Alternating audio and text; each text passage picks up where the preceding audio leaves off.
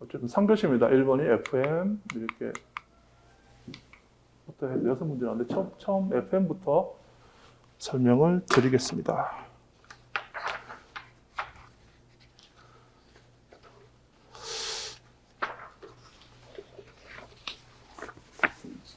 FM 방식의 다음 항목을 설명하시오.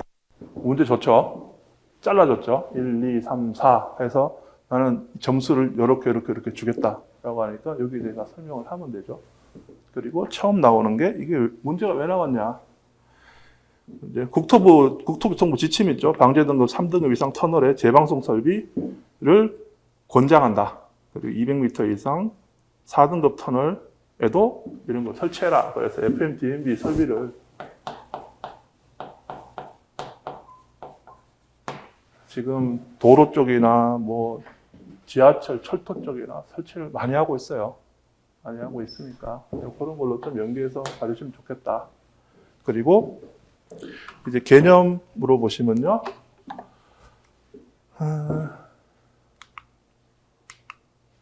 정의죠. FM은 신호의 진동을 유지하면서 주파수를 변화시켜 정보를 전달하는 변조장치에서 이런 이제 신호가 있으면은 이런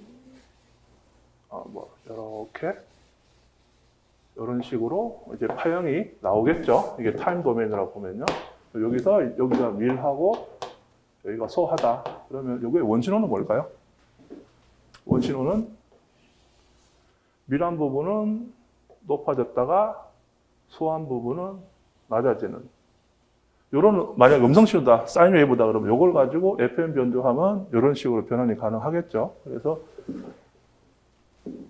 요걸 가지고 요 문장을 보시면은 신호의 진폭은 그대로 유지하면서 진폭이 똑같죠? 똑같은데 요 음성 신호를 원래 데이터를 어디다 실었나요? 여기 주파수의 밀소에다 준 거죠. 그렇게 해서 정보를 전달하는 방식이다.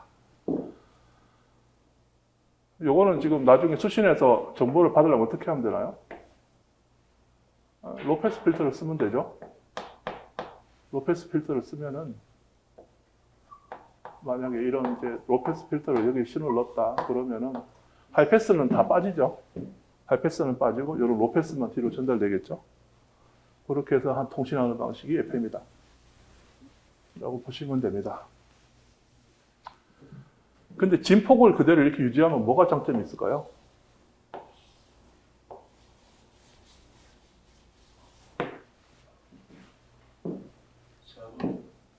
잡음이 강하죠. 왜냐하면 AM 같은 경우에는 이런 진폭에다가 여기에 이제 캐리어 웨이브고요. 여기에 반송파고 여기에 내가 보낸 음성 신호다 그러면 여기다가 정보를 실잖아요. 그런데 잡음은 보통 진폭이 생기거든요. 이런 식으로. 이런 식으로 되면은 얘는 바로 듣기에도 나중에 복조를 하면은 좀 잡음이 많이 들리죠. 근데 얘 같은 경우에는 여기에 잡음이 껴도 정보가 여기에 안 실려 있잖아요. 여기 주파수 실려 있으니까 상당히 좋죠. 잡음에 좋고. 그리고 두 번째는 전력에 상당히 전력 효율이 좋죠. 왜냐하면은 얘 같은 경우에는 진폭에 상관이 없기 때문에 약간 난리니한, 그러니까 이제 등급이 낮은 증폭기를 써도 상관이 없어요. 어차피 잘라낼 거기 때문에. 그러니까 등급이 낮은 증폭기는 효율이 좋죠. 그러니까 전력 효율이 항상 따라 나오고요. 그래서 이 문장만 봐도 지금 FM에 대한 특징하고 그리고 장단점이 좀 보이죠. 그리고 FM 방식의 신호가 클수록 주파수가 더 크게 변동하고, 크게 변동하기가 좀 높다고 보는 게 낫겠죠. 그리고 주파수가 이제 신호가 낮으면은 좀 이제 좀 좀 소해지는 그런 특성을 가지고 있습니다. 워낙 예전 기술이라서. 잠깐만. 좀 줄여야 되겠는데요? 줌이 안 되나? 등장 배경입니다. AM의 잡음 문제 해결. 보신 것처럼 잡음이 강하죠. 그 다음에 고음질 오디오 전송이 필요합니다. FM 같은 경우에는 스테레오가 되죠.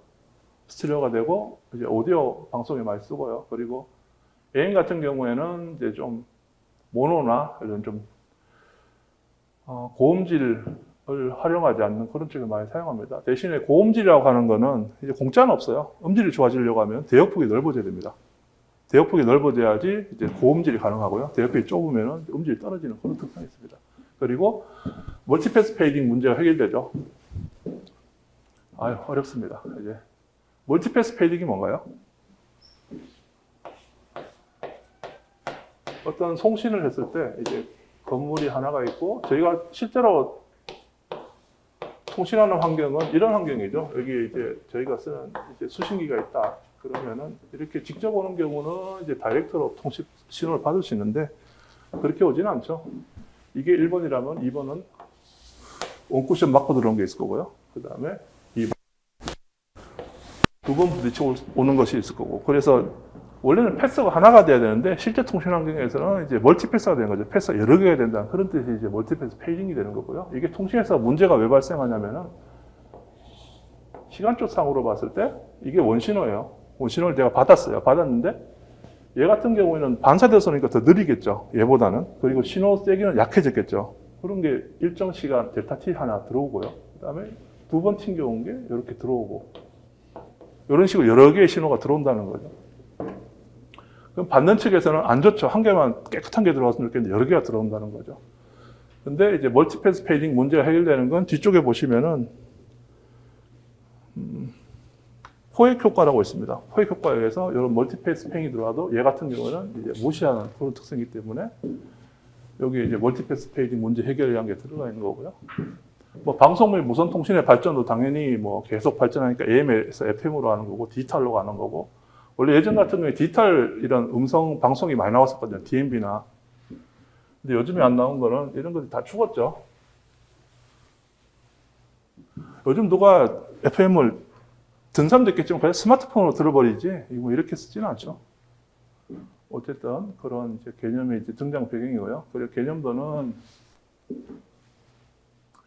아까 보여드린 것처럼 이렇게 이제 주파수의 밀수에다가 그 데이터를 싣는 게 여기 이제 FM 방식이다. 그래서 원신호, 여기 캐리어, 그 다음에 여기 변조기죠. 변조기, 그 다음에 여기 미분기네요. 인테그레이터. 아 잠깐만 좀.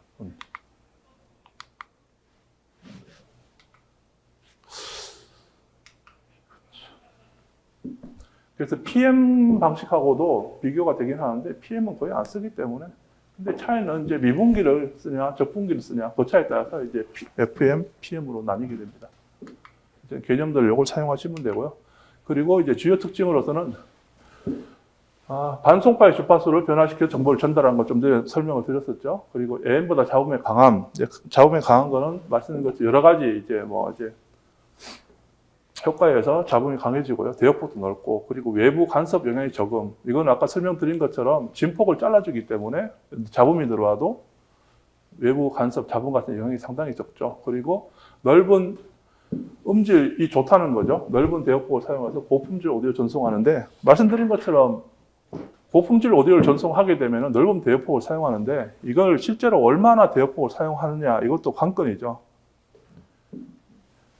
이게 전파 자원은 무한하지가 않잖아요. 그래서 제가 이만큼을 사용을 한다 그러면은 이 옆에도 누군가 또 사용을 하게 돼 있거든요. 이거 놀리질 않아요. 이렇게 이제 주파수를 사용을 했을 때 내가 이 점유하는 이 주파수 대역폭이 얼마인지를 알아야지 옆에 얼마까지 근접할 수 있는지 설계를 할 수 있죠. 그거를 이제 계산하는 게 이제 칼슨의 법칙으로 이제 내가 FM의 대역폭을 얼마인지를 계산하는 방식이 칼슨의 법칙이고 그거 관련해서 넓은 대역폭을 사용한다라는 문구가 나오는 겁니다. 그 다음에 멀티패스 페이딩은 설명을 드렸고요. 이제 변조 지수에 따라서 요거 주파수 편의가 달라지면 요거는 카슨의 룰에서 나올 겁니다. 그리고 주파수 대역폭은 88에서 108MHz VHF 대역 AM보다 높죠 주파수가. 그래서 이제 전송 거리는 AM보다 짧고 직진성을 가지죠. 그리고 활용하는 건 FM 라디오, 무선 마이크 등에 사용을 하고 있습니다.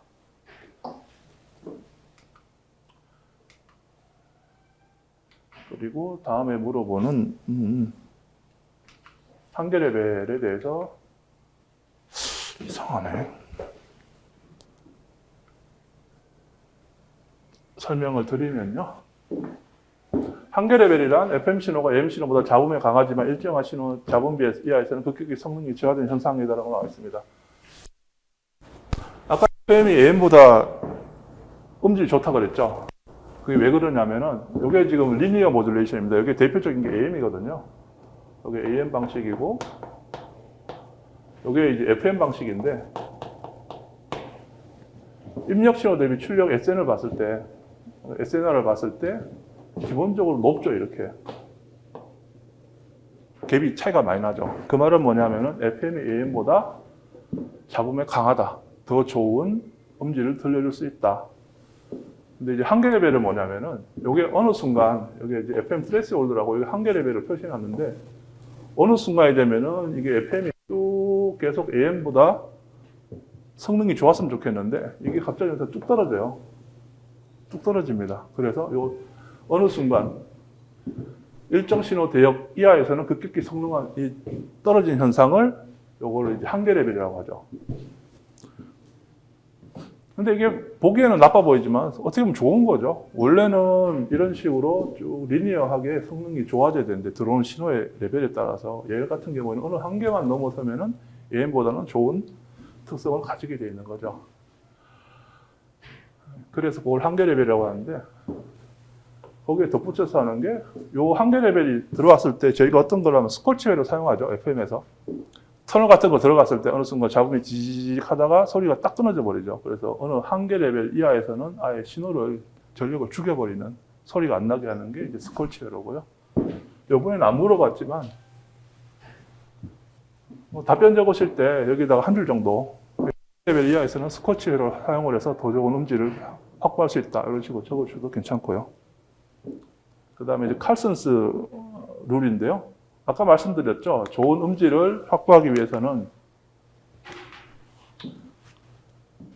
넓은 대역폭을 확보를 해야 되는데 이게 넓다는 게 어떤 건지 모른다는 거죠. 그래서 여기서 이제 칼슨 법칙은 FM 신호 대역폭을 근사적으로 계산하는 공식으로 되어 있는데 근사적이 뭔가요? 근사적은 잘 모른다는 거죠. 그냥 경험적으로 이렇게 계산한다. 그런 뜻이고요.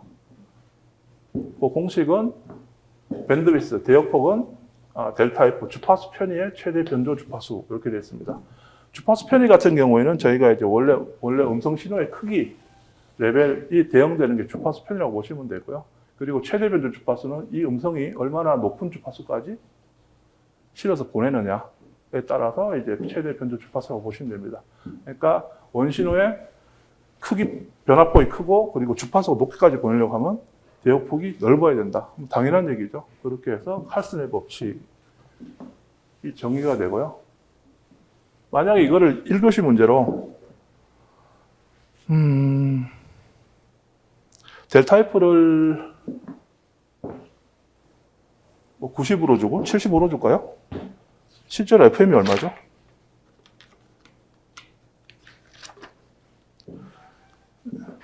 요거를 주파수 편의를 75kH로 주고 그 다음에 델타 변조 15kH 줬어요. 줬을 때 FM 주파수 대역폭을 구하시오. 그러면 그냥 계산 문제 1교시가 돼버리는 거죠. 그럴 경우는 이제 그래프 그리셔가지고 여기 델타 F 75K 여기가 FM 이게 15K 그럼 이제 사인 웨이브가 빠지겠죠. 이런 식으로 이렇게 해서 2라는 거는 좌우 대역폭을 봐야 되기 때문에 2거든요. 그렇게 되면은 75, 15, 80, 90이 되죠. 여기까지가 90K가 되는 거고, 여기까지가 90이니까, 이렇게 주파수 편의가 75K, 최대 변조 주파수가 15K인 FM 신호는 180kHz의 대역폭을 가지겠죠. 그리고 실제 우리가 FM 대역폭이 얼마죠? 200kHz죠. 여기 10kHz, 여기 10kHz 대역폭, 보호대역을 줘가지고 옆에 신호가 접근할 수 있게. 저희가 차를 붙일 때도 딱 붙이진 않잖아요. 약간 뛰어드는 것처럼. 그렇게 해서 이제 계산 문제로도 낼 수 있다.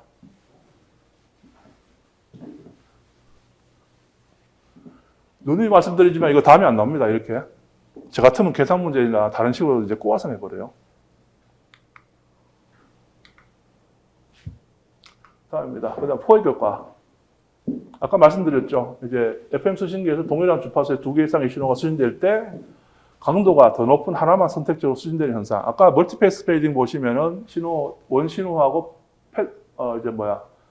멀티패스 페이딩 신호가 되는 레벨이 차이가 나죠.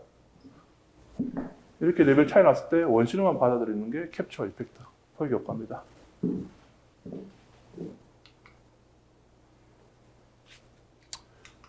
그리고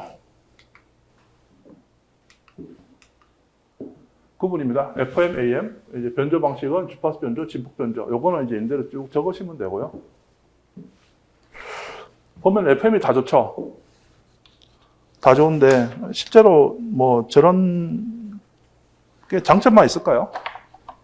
이게 묻는 거에 따라서 답을 쓰셔야 되는 게 FM에 대해서 물어봤지만 만약에 AM에서 물어보면 AM에 대한 장점도 알고 계셔야 되죠. AM 같은 경우는 FM 대비 싸고 간단하고 멀리 날아가고 주파수 대역폭을 작게 써도 되는 그런 장점이 있죠.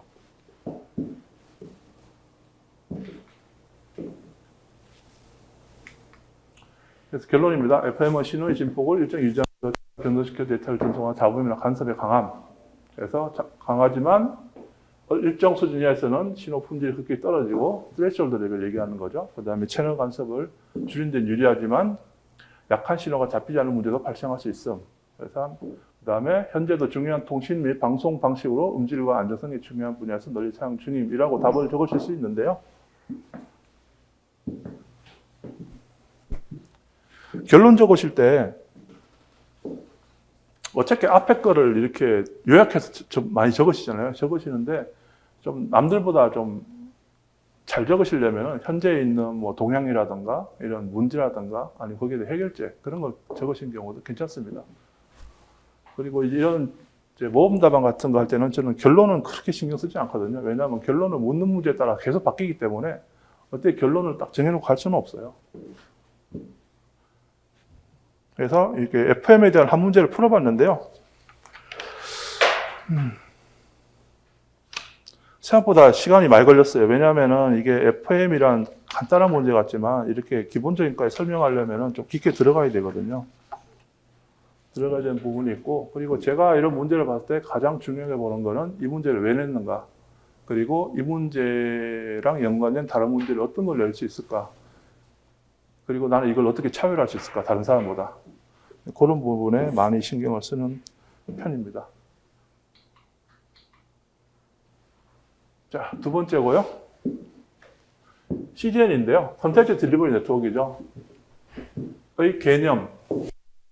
1번 작동 원리, 2번 구성 요소, 3번 장단점, 4번 이렇게 나오죠. 이것도 아까처럼 1, 2, 3, 4로 묻지는 않았지만 똑같은 문제예요. 네 가지를 물어본 거예요. 그러면은 네 가지를 다 답을 해야 되겠죠. 그러니까 이런 거 적으실 때는 답안지에 배분, 그러니까 내가 작동 원리를 잘한다. 그렇다고 작동 원리만 한 페이지 반 적고 구성 요소 뭐 두 줄, 세 줄 적으면 점수가 안 나가겠죠. 그러니까 내가 아는 게 많더라도 좀 배분해서 그렇게 답안 작성해야 된다. 그리고 CDN을 봤을 때 이걸 왜 냈을까 하는 생각이 들죠. 그래서 요즘에 CDN 아까 말씀드린 것처럼 사용하는 부분이 이제 스트리밍, 그다음 유튜브라든가 아마존, 이건 전자상거래죠. 그 다음에 이제 페이스북, 그 다음에 CNN, 구글 드라이브. 이거 외에도 많은데 저희가 요즘에 인터넷으로 한다고 하는 거의 모든 거는 전부 다 CDN하고 연관이 있어요. 다 서버들이 미국에 있고 서버에 있는 미국에 있는 걸 저희가 땡기려면 시간이 너무 걸리죠.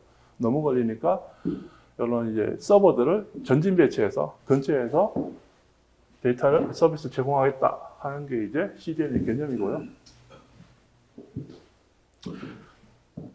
처음부터 가면은 이제 정의죠. CDN은 인터넷을 통해 콘텐츠를 효율적으로 전달하기 위한 분산 네트워크 인프라. 그러니까 서버를 땡겨놨다고 한 걸 이제 다른 말로 표현한 거고요. 사용자가 가장 가까운 서버에서 콘텐츠를 제공하여 로딩 속도를 향상하고 네트워크 부하를 분산함.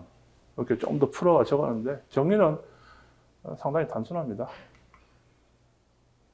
그리고 이제 사용 배경인데요. 인터넷 사용量증가죠. 요즘에 인터넷 사용량이 엄청 늘었죠. 저희가 뭐 요즘 TV 같은 거 안 보잖아요. 거기다 뭐 집에 가면 애들도 유튜브 보고 있고 뭐 이런 식으로 하기 때문에 예전에 비해서 인터넷 사용량이 엄청나게 증가가 됐죠.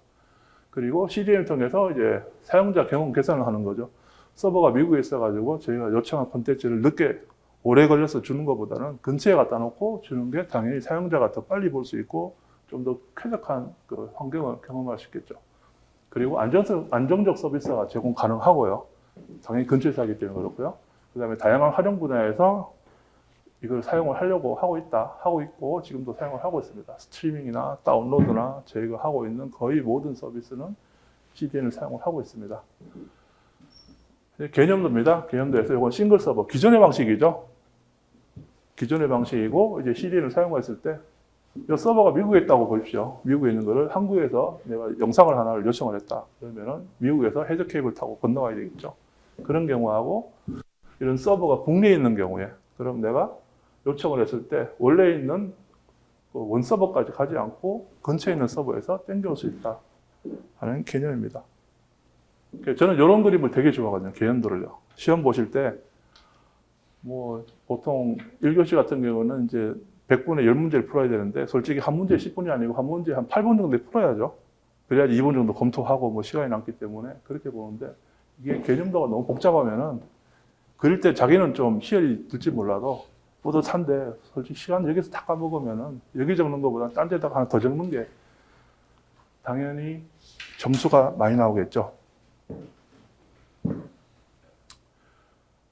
여담이긴 한데, 제가 예전에 제 동기 중에서 1교시 시험 점수를 엄청나게 높게 받으신 분이 있어요. 그건 70점대를 받으신 분이 있거든요.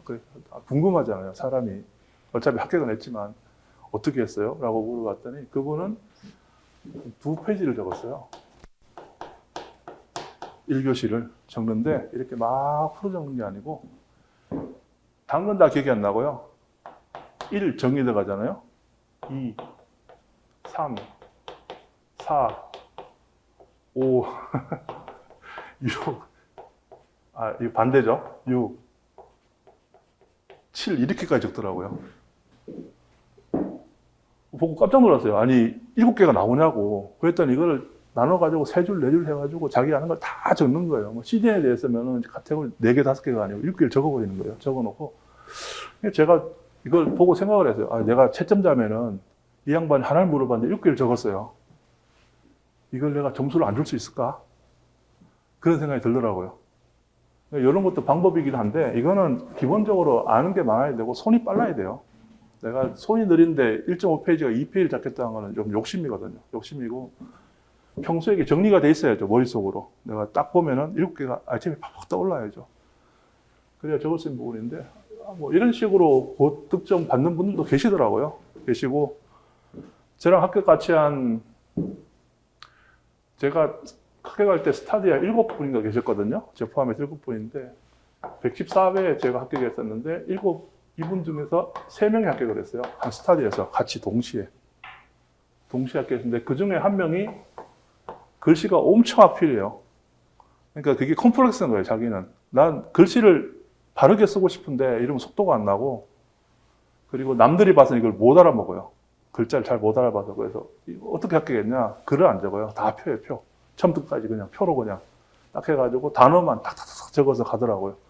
근데 그렇게 합격하는 부분도 있고, 그래서 제가 말씀드리고 싶은 건 뭐냐면, 개인마다 다 틀리거든요. 글씨가 빠르신 분, 글씨가 좋으신 분, 그리고 이제 표로 정리하는 게 편하신 분. 근데 저희가 이제 멘토반이나 강의를 하면은 답안지 포맷에 대한 거를 알려드리거든요. 알려드린 거는 그거는 기본이에요.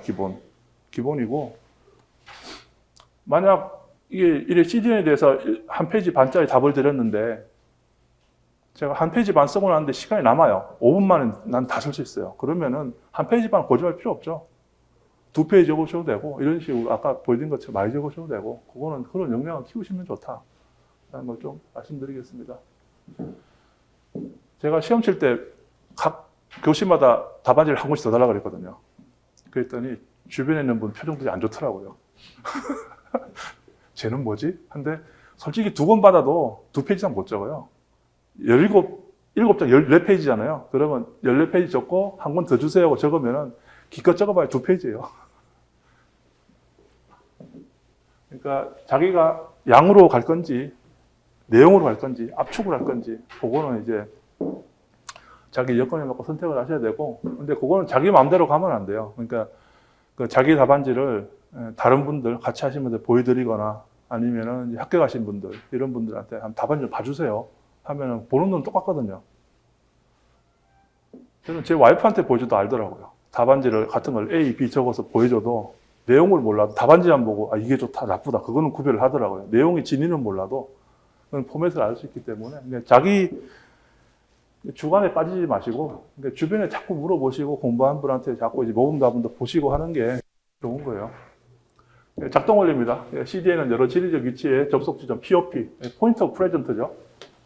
그러니까 이제 근접 서버란 말은 좀 어렵게 적은 것 같아요. 그 다음에 CDN 엣지 서버 그룹을 설치하여 작동한다.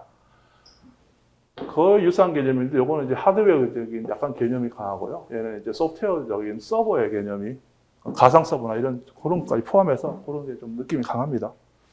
그래서 분산된 네트워크는 캐싱, 동적 가속, 엣지 로직 계산의 원리를 기반으로 콘텐츠를 제공한다라고 되어 있습니다. 주요 동작 방법이고요. 캐싱입니다. 캐싱은 가장 간단한 거죠. 데이터를 여러 서버에 저장해서 근접된 서버에 저장해서 응답 속도를 향상시키는 그 이제 캐싱이라고 하고요. 저희가 이제 익히 아는 개념이고요. 동적 가속은 뭐냐면은 캐싱 같은 경우에는 이제 좀 정적인 데이터에 좀 집중을 한 경우가 있습니다. 근데 저희가 동적 콘텐츠 같은 경우가 있잖아요. 요청을 한다거나 뭘 자료를 이제 좀 달라고 한다거나 그런 경우에는 이제 동적 콘텐츠 같은 경우는 얘가 좀 부족하거든요. 그래서 동적 콘텐츠까지 가속을 하는 거를 이제 다이나믹 가속, 엑셀레이션이라고 하죠. 그 다음 세 번째는 정적 콘텐츠, 동적 콘텐츠 나왔으니까 세 번째는 뭘까요? 이제 계산 같은 거죠. 두 가지만 있는 게 아니라 제가 계산을 요청할 수도 있잖아요. 그런 경우에도 통신 단순화 및 서버 부하 감소를 위해서 논리적 계산 수행을 통해서 오리진의 부하를 줄여준다. 그래서 세 가지 동적, 엑셀레이션, 그 다음에 로직, 엣지 로직 계산, 요거는 계산, 동적, 그 다음에 정적 콘텐츠에 대한 세 가지에 대해서 서비스를 제공한다라고 보시면 되고요. 들어보시니까 되게 간단하죠. 되게 어렵게 적혀 있어도 알고 나면 크게 뭐 어려운 얘기는 아니고요. 그리고 이거 이제 구성도입니다. 구성도에서 서버가 콘텐츠를 오리진 서버에 요청을 한다. 그러면 이제 데이터를 받는 게 기존 방식이겠죠. 방식인데 갑자기 이제 DNS 서버가 나와요. 이게 여기 왜 나왔지? 그러면은 얘 같은 콘텐츠를 요청하려면은 IP 주소를 알아야 되잖아요. 알아야 되는데 그 IP 주소를 DNS 서버에 물어보죠. 근데 CDN 서비스 같은 경우에는 얘가 오리진 서버의 주소를 알려주는 게 아니고 엣지 서버의 주소를 알려줘요. 여기 가봐. 그러면 여기를 가보는 거죠. 가서 이 콘텐츠 있어? 그러면 내가 다운받아 놓은 거 있어. 그러면 그냥 주는 거죠. 그러면 이제 업무가 끝나는 거고 얘가 만약에 없어요. 이상한 데이터인데 내가 이런 콘텐츠를 딴 사람들 요청을 하던데 그러면은 얘가 오리진 서버에 물어보죠. 이런 거 있어? 그러면 있어. 그러면 이제 전달해주고 전달해 주는 거죠. 이게 CDN이 작동하는 방식이고요. 그럼 다음 사람이 이 콘텐츠를 다시 물어보면 그때는 오리진까지 안 가도 되겠죠. 예전에 A라는 사람이 이런 콘텐츠를 요청해서 내가 받아놨어. 그러면 그냥 그 주면 되는 거죠.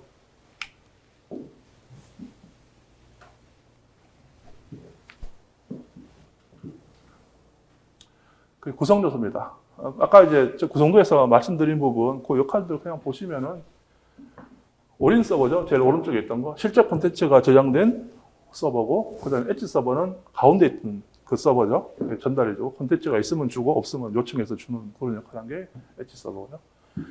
기반 라우팅은 아까 설명을 드렸었죠. 얘가 어떤 자료를 했을 때 얘가 오리진 서버를 주소를 알려주는 게 아니고, 미국 주소를 던져주는 게 아니고 한국 주소를 준다는 거죠. 그래서 여기 먼저 가봐 라고 하는 거죠. 그 다음에 CDN POP, 포인트 오브 프레젠트에서 이제 아까 말씀드린 것처럼 엣지 서버죠. 엣지 서버인데 약간 이제 물리적 개념으로 설명된 게 POP고요. 그 다음에 컨텐츠 캐싱은 구성 요소라고 보기 하면 좀 그런데 아까 말씀드린 것처럼 정적 및 동적 콘텐츠를 저장하고 제공한 거를 캐싱이라는 용어를 쓰기 때문에 하나를 더 집어넣은 겁니다. 그 다음에 이제 CDN의 장점과 단점인데요.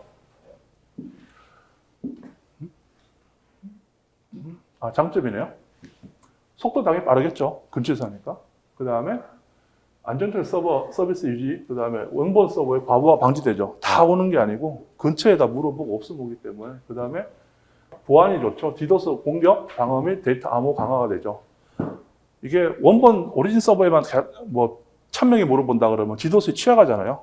트래픽이 폭주를 시키면 얘가 다 죽으면 전 세계가 다 죽는 거니까. 그런데 얘가 이제 서버를 분산시켜 놓으면은 얘 한 군데에다가 지도수 공격을 하기도 힘들고 되더라도 일부 지역만 문제가 생기는 거죠. 그 다음에 대역폭 비용 절감. 뭐 대역폭이 줄겠죠, 당연히. 멀리까지 안 가니까, 근처에 사니까 대역폭이 줄고, 그러면은 뭐 비용이 떨어지겠죠. 거기에 대한 이제 장치랑 장비, 통신 장비를 많이 설치를 안 해야 되니까 되는 건데, 요건 좀 보기에 따라 개념이 다를 수 있습니다. 이제 오리진 서버 하나만 두는 거하고, 그 다음에 어쨌든 지역 서버를 두려면 돈이 더 들겠죠. 더 드는데, 그런 관점으로 봐서는 더 들 수 있는데, 어떤 이제 규모의 견제를 넘어서면은, 이제 뭐, 유튜브처럼 뭐 글로벌하게 쓴다. 그러면은 이런 부분이 더 싸게 먹힐 수도 있겠죠. 그 다음에 서비스 안전성. 장애 발생 시 대체 서버로 트래픽 우회. 여기가 안 되면 여기다 물어볼 수 있고, 엣지 서버가 안 되면 이제 오리진에다 물어볼 수도 있고, 여러 가지 대안이 생기는 거죠. 그 다음에 QoS 개선은 같은 얘기죠. 트래픽 속도 향상이나 이런 거 관련해서 빠른 컨텐츠 정답과 안전 서비스가 가능합니다.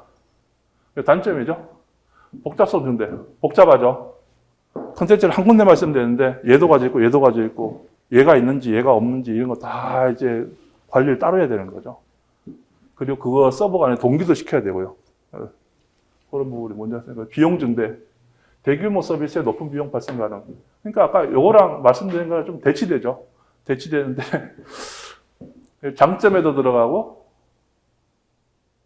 단점에 들어가는데 약간 말을 하기에 따라서 보는 관점에 따라서 이렇게도 볼 수 있다라고 하시면 되고요. 채점하시는 분이 이거 보고 뭐 이게 뭐 말이 안 맞아 이래가지고 끝이 않으실 거잖아요. 그러니까 그다음에 컨텐츠 갱신 지형. 그러니까 오리진 서버에 있는 거하고 로컬 서버에 있는 거하고 콘텐츠가 안 맞을 수가 있죠. 그럴 때는 이제 갱신하는데 좀 실시간으로 적용하는 게 어려울 수 있다.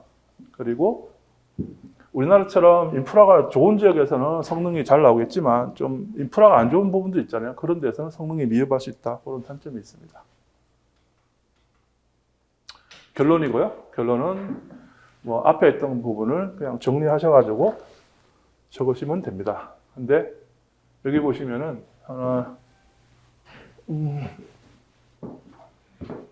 여기 그 포털 사업자하고 스트리밍 사업자 간 트래픽 분배 이슈라고 한 게 있죠. 여기에 이제 SK 저희 우리나라 국내 통신사하고 어디였죠? 넷플릭스였나요? 유튜브였나? 넷플릭스였던 것 같네요. 네, 넷플릭스하고 2020년대에 한번 싸웠죠. 이게 트래픽이 워낙 많으니까 원래는 이제 저희가 가입자들이 그 요청자들이 그 통신료를 내잖아요. 통신 사업자들한테 어떤 인터넷 같은 걸 개통해 쓰고 있는데 너무 많으니까 그 인터넷 사업자에서 넷플릭스로 돈을 더 달라고 한 거예요. 그렇게 해서 둘이 이제 법적으로 한 3년 정도 싸웠거든요. 싸웠는데 요즘에는 좀 합의를 본 것 같아요. 합의를 봐서 문제는 없을 것 같은데 이런 문제가 있다라는 게 이제 결론에 적을 수 있고. 뭐 여기에다가도 그렇게도 적을 수 있겠죠. 몇 년도에 그런 문제가 있었다라고 하면은 저 같은 것 같아요. 결론을 쭉 읽어보는데 그냥 뭐 채점 탈 때 시간이 그렇게 많지는 않잖아요. 이렇게 쭉 보면서 이거 평이한 거 적었네. 결론을 적었구나라고 하는 거하고 그렇게 실제로 이런 이슈가 있던 거를 하나 한 꼭지 적어주면은 조금 더 좋지 않을까 그런 생각을 해봅니다.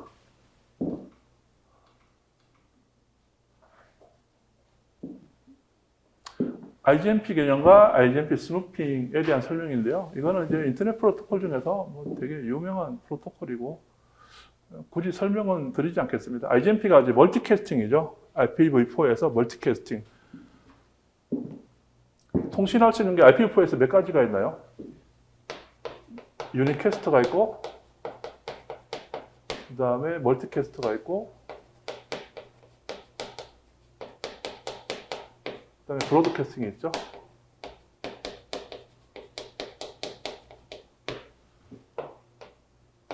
유니캐스트는 1대1이죠.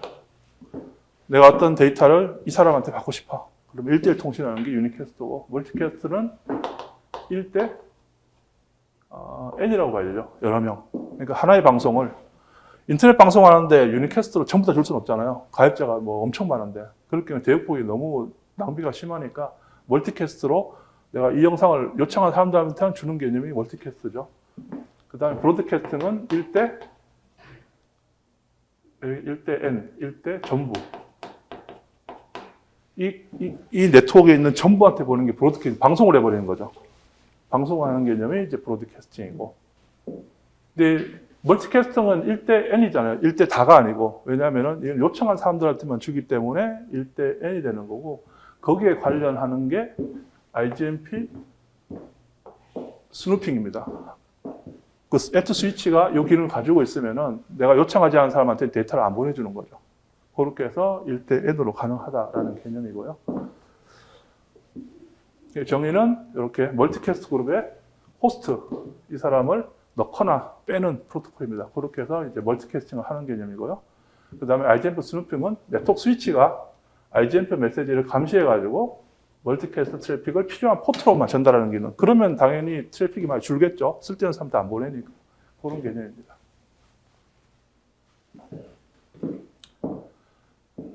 필요성은 이제 뭐 멀티캐스트 서비스를 지원하는 게 이제 목적이고요. 그 다음에 대역폭의 효율적 사용이 가능하겠죠. 필요적으로는 포트로는 데이터를 안 보내니까요. 뭐 같은 내용이죠. 그렇게 되면 네트워크 자원이 절약되고요. 그 다음에 네트워크 확장성에 도움이 됩니다.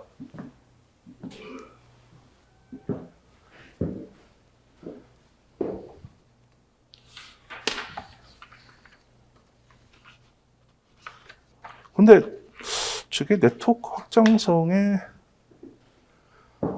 도움이 된다는 것은 이제 대규모 네트워크에서 멀티캐스트가 트래픽적으로 효율적으로 관리하기 때문에 네트워크 확장성에 도움이 될 수 있다. 이런 식으로 이해를 하셔도 될 것 같습니다. 개념도고요.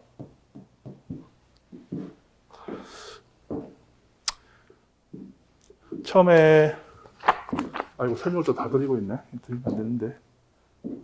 여기서 클라이언트가 IGMP로 멀티캐스트 가입 요청을 하죠. 요청을 하게 되면은 그 다음에 여기 있는 이제 멀티캐스트 라우터로 요청을 전달을 합니다. 전달하게 돼 있고요. 전달을 하게 되면은 여기에서 라우터 1으로 PIM을 이라는 걸 이용을 해서 IGMP 메시지 처리 트래픽 요청을 합니다. 요청을 하게 되면은 여기 서버까지 가서 이렇게 컨텐츠를 전달을 해주게 되겠죠. 그러면은 이 PIM이 뭐냐? PIM은 프로토콜 인디펜던트 멀티캐스트 라는 메시지가 되겠죠. 그래서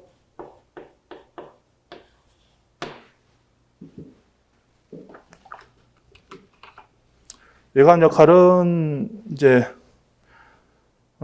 멀티캐스트 트래픽 전달을 위한 최적 경로 설정을 IGMP와 같이 동작하여 멀티캐스트 트래픽을 관리하는 역할을 하는 게 PIM이고요.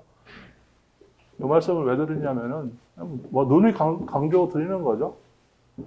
이거 다음 시험 나올까요? 안 나오겠죠. 바로 다음은 안 나오겠죠. 그러면 여러 것들도 주변에 나오는 PIM이나 이런 것들, 프로토콜, 그리고 유니캐스트, 멀티캐스트, 브로드캐스트 이런 것도 다 정리를 하고 계셔야지. 이거는 지나간 거고요. 이게 다음에는 뭐 3년 뒤에 나올지 5년 뒤에 나올지 그건 알 수가 없는 거죠. 그러니까 멀티캐스트, 유니캐스트 이런 것도 알고 여기에 관련해 가지고 IPv4니까 지금 IPv6 나왔잖아요. IPv6는 어떻게 이런 걸 사용을 하는가? 그리고 IPv4에서 IPv6로 전이할 때 어떤 방법인가? 뭐 트랜슬레이션을 한다거나 터널링을 한다거나 이런 기법들에 대해서도 다 정리를 해 놓으시면 좋겠습니다. IGMP는 여기까지만 하고 넘어가고요.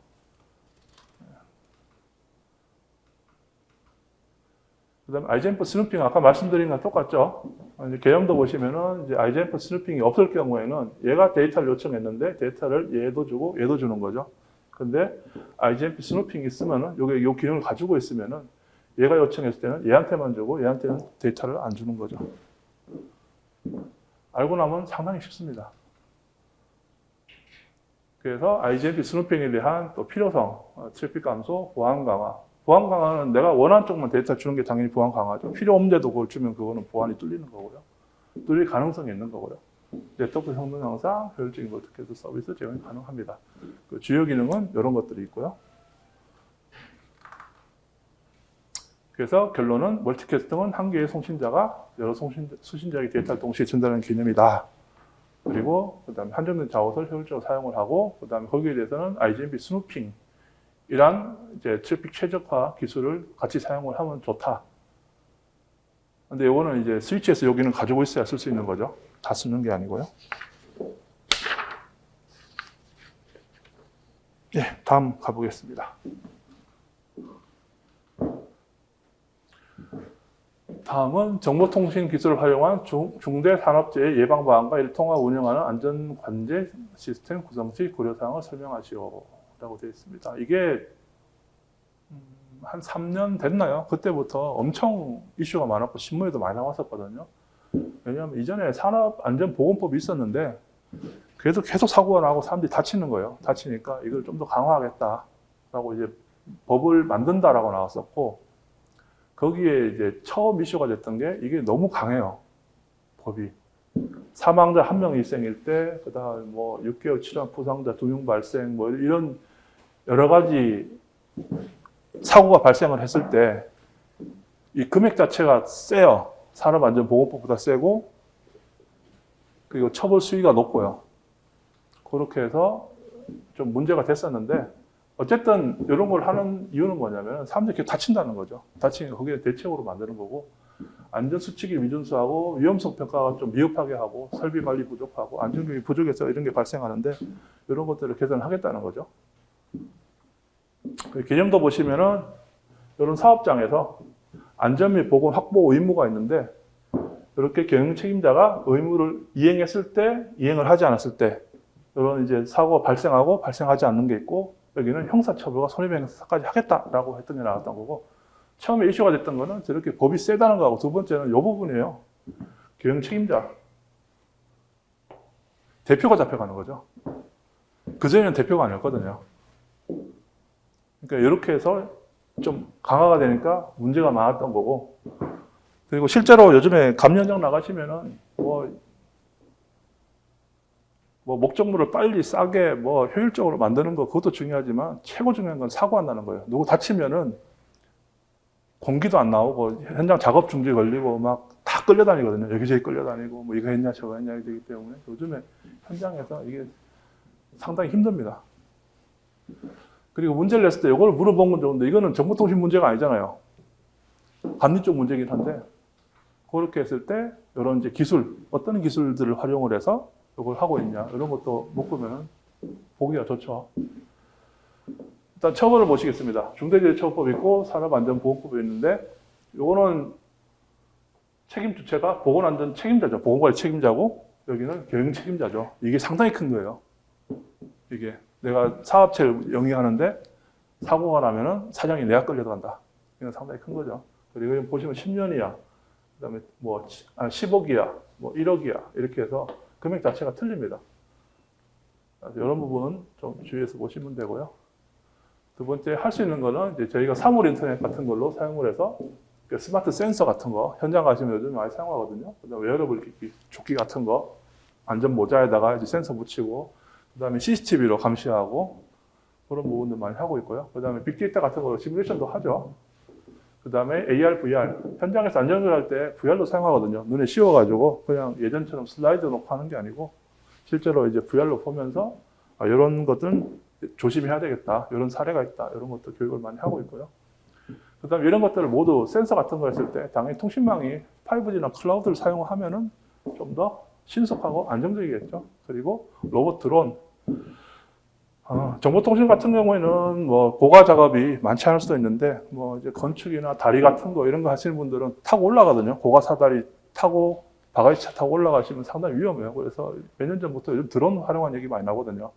거기 있는 거 이제 크랙 간 거나 이런 거 봤을 때 그냥 사람이 직접 안 나가고 드론 띄워가지고 보면 되잖아요. 그렇게 하면 사고 같은 게 많이 감소할 수 있고 그 다음에 로봇을 활용해서 작업하면은 최고겠죠. 사고 나도 로봇은 그냥 고장 나는 거니까. 네, 그런 부분에 방법들이 있습니다. 그 다음에 RFID나 태그, 그 다음에 GPS 같은 거, 이 사람이 어디에 있었고, 만약에 건물이 붕괴됐을 때 위치 추적이 되고 있었으면 이 건물 안에 몇 명이 들어가 있고 누가 들어있었다. 그러면 누구를 건져야 되겠다. 구출해야 돼. 이런 게 나오겠죠. 그 다음에 이건 시스템 구성도고요. 뭐 다른 건 없습니다. 이걸 이제 실제로 하실 때는 상당히 간략하게 이제 그리시면 좋고요. 현장 같은 경우에는 이제 안전관리 모듈을 활용해서 다 이거를 관리하고 있다. 그리고 위험성 평가 같은 게 있는데, 이건 모르겠네요. 이것도 법적 사항인데, 위험성 평가가. 한국지 나왔지만, 저는 이게 또 꽂히더라고요. 위험성 평가가. 실제로 법적으로 위험성 평가를 하게 돼 있거든요. 어떤 작업이 있으면, 작업에, 그 다음에 확률, 사고 확률, 그 다음에 사고 났을 때, 영향, 이런 거 수치화시켜가지고 모든 작업들을 분류해서 영향성 평가를 하거든요. 그래서 이것들을 분류해서, 이게 좀 영향성 평가했을 때 효과가 영향이 큰 거다. 큰 작업들에 대해서는 대책을 세우거든요. 이런 작업에 대해서는 이렇게 대책하겠다. 그렇게 하는 게 영향성 평가고, 법적 사항이라서, 얼마 전에 신문도 나왔었는데, 중대재해처벌법을 걸린 회사들을 보니까 안전성 평가를 제대로 안 하더라 하는 그런 이제 신문도 나왔었거든요. 제가 그걸 봐서 그런지 보니까 안전성 평가하니까 그런 게 자꾸 눈에 띄더라고요. 구성수의 고려사항은 평범합니다. 현장 특성 파악해야 되고, 비용 대비 효과 분석해야 되고, 근로자 교육을 잘해야 되고, 데이터 보안. 당연히 데이터니까 보안을 해야 되죠. 그리고 법적 규제를 준수하고. 이게 같은 내용이에요. 이제 비용 대비 효과 분석이랑 법적 규제 준수. 이거 법으로 하는 거기 때문에 법은 무조건 지켜야 되고요. 안전이 중요하긴 하지만, 안전을 위해서 금액을 무한대로 투자할 수는 없거든요. 그러니까 어느 수준까지 투입을 할 것이냐. 네, 그런 부분도 고려를 해야 되는 부분들이 있습니다. 네, 결론은 이제 보시면 될 것 같고요. 시간이 상당히 부족하네요. 다음입니다.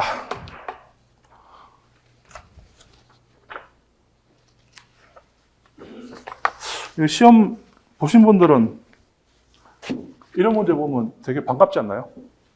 접지는 뭐.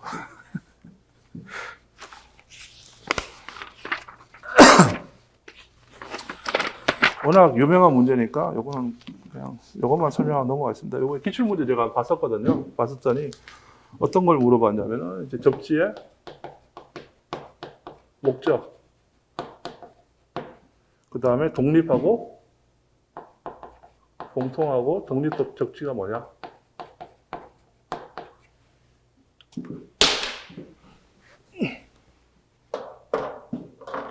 그 다음에 고려사항, 접지시 고려사항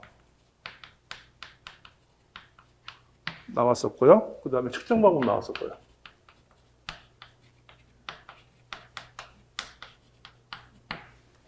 그 다음에 기술 기준 물어봤고요. 그 다음에 시공 방식 물어봤고요. 그 다음에 검사 기준 물어봤고요.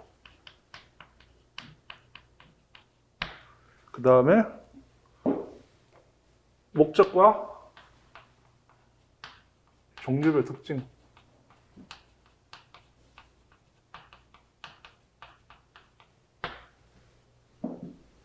그 다음에 기술 기준 고시에서 한 접지의 저항 기준 물어봤었고요. 그 다음에 CCTV, 옥의 CCTV의 낙뢰 유형과 대책.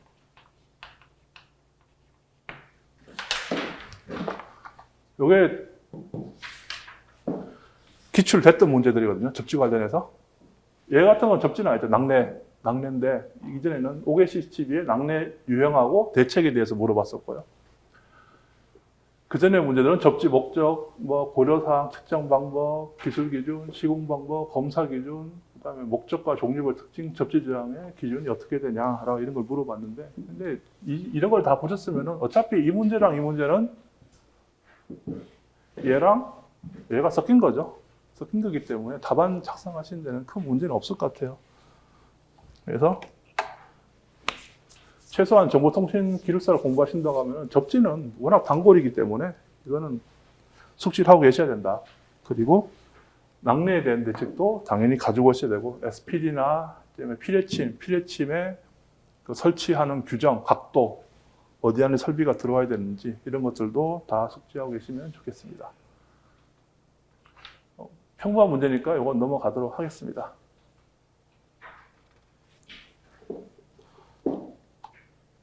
하나만 더 설명드리면은, 요게 좀 규정에 대해서 나와 있잖아요. 기술 규정. 막 접지에 대해서 규정을 보려면 어떤 법을 찾아봐야 되나요? 과기정통부에서 나온 거 있죠. 방송통신설비의 기술 기준에 관한 규정이 하나가 있고요. 두 번째는 접지설비, 군의 통신설비, 접지선로 및 통신공동구 등에 대한 기술 기준이라고 있죠. 요 두 가지 규정을 찾아보시면은 요 내용 말고도 다른 부분들이 있거든요. 그래서 그런 부분 참조하시면 좋을 것 같습니다.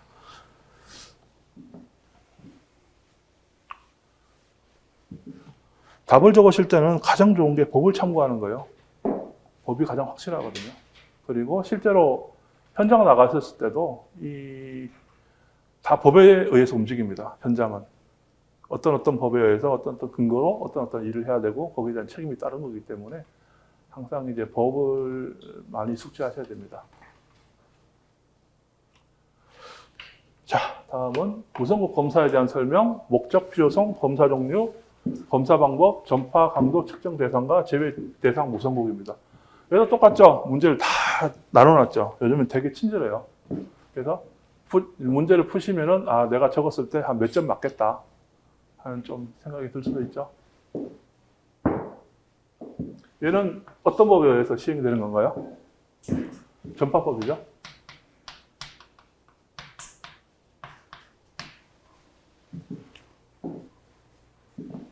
전파법이 있고, 좀 더 세부 사항은 전파법 시행령에 있죠. 시행령도 있고, 시행규칙도 있고, 이렇게 있는데, 이런 법들을 찾아보시면 됩니다. 그리고 이걸 잘 정리된 데가 어디냐면은, 이제 무선국 검사를 하는 기관이 전파관리소죠.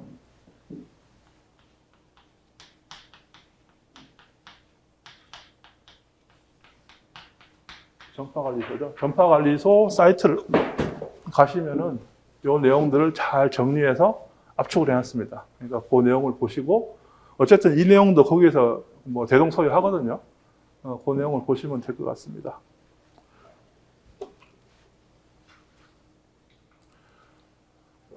개념, 목적, 이제 보시면은 크게 이해가 안 가는 부분은 없을 것 같고요. 전파관리소에서 무선 검사 말고 또 하는 게 뭐가 있나요? 전파 감시하고, 그 다음에 MVNO 관리하죠. 부가통신 사업자 관리하고, 그 다음에 전파 사용료 또 전파관리소에서 관리를 하죠. 근데 제가 요즘 이것 때문에 머리가 아파 죽겠습니다. 제가 부가통신 사업자를 하고 있었는데 전파 사용료가 원래 작년까지 유예가 됐거든요. 중소기업에 대해서는. 그래서 전파 사용료를 안 내야 돼요. 안 내야 되는데 올해부터 20%를 내야 됩니다. 내년에는 50%, 내후년에는 80%를 내야 돼요. 중소기업들이. 그렇게 되면 전파 사용료를 1인당 뭐 몇백 원에서 몇천 원씩을 이제 납부를 해야 되는 거죠. 근데 전파법 시행령하고 전파법에서 이게 부가통신 사업자가 뭐냐면은 이제 우리 통신 사업자들 KT, SK, LG 이쪽에다가 망을 인대해서 쓰는 사람들이에요. 그 사람들한테 왜 이거를 전파 사용료를 면제를 해줬을까요? 그거는 알뜰폰 때문에 그러죠. 그 부가통신 사업자들이 알뜰폰을 개통을 해서 좀 더 싼 통신 요금으로 서비스를 하고 가계 부담을 줄이겠다는 목적으로 이런 전파 사용료 유예를 시행을 했던 거죠. 그런 부분도 한번 좀 관심 있게 보셨으면 좋겠어요.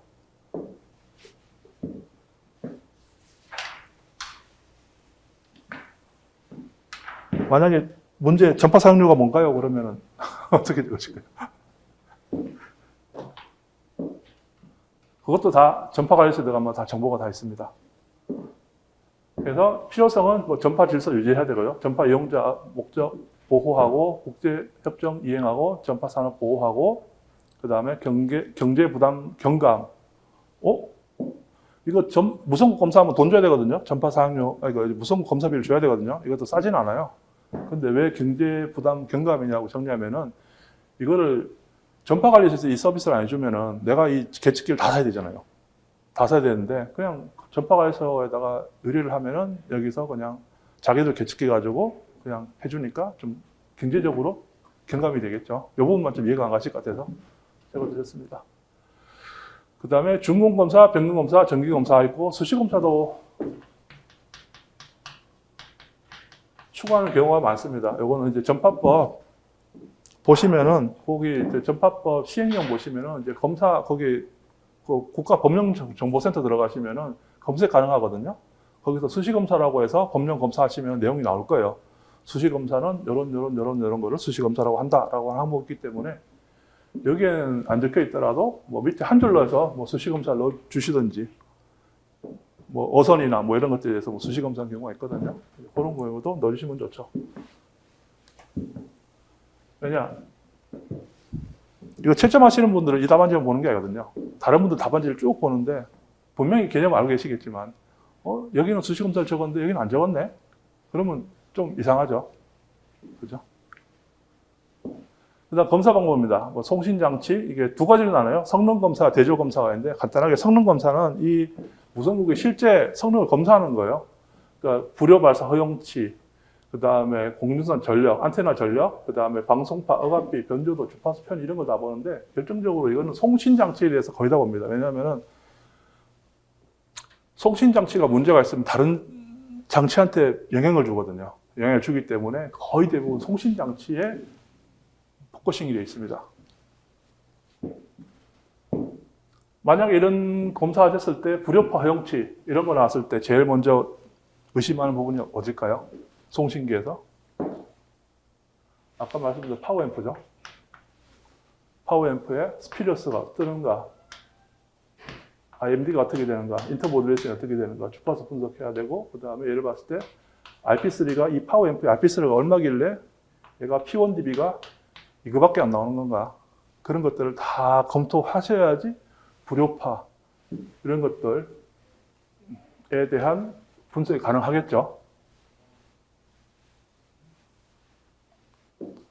그 다음에 대조검사는 이 시설자, 이게 누구 시설이냐, 어디서 설치했느냐, 그 다음에 무선 종사자가 누가 있냐. 무선 종사 같은 경우에는 육상무선통신사나 이런 자격증을 가지고 있는 사람들이 무선국을 운영을 해야 되죠. 그러니까 이런 종사자가 있느냐, 자격증이 있느냐, 그리고 이 사람이 이 회사에 다니고 있느냐, 그런 것들을 다 보는 거죠.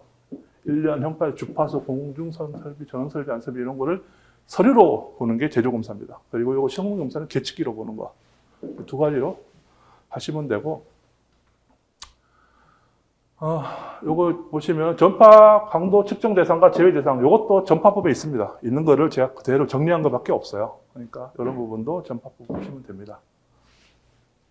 보셔가지고 정리하시면 좋을 것 같습니다. 그리고 제외 대상각도 어차피 법에 있는 내용이고요. 전파법에 있는 내용입니다. 보시면은 검색하시면 쉽게 나올 거예요. 전파법 시행령 56.1 시행령 별표 6에 이 내용이 나와 있거든요. 그 내용만 보시고 여기 자료만 너무 믿지 마시고 이건 되게 압축한 거거든요. 그러니까 한번 가서 보시는 것도 괜찮습니다.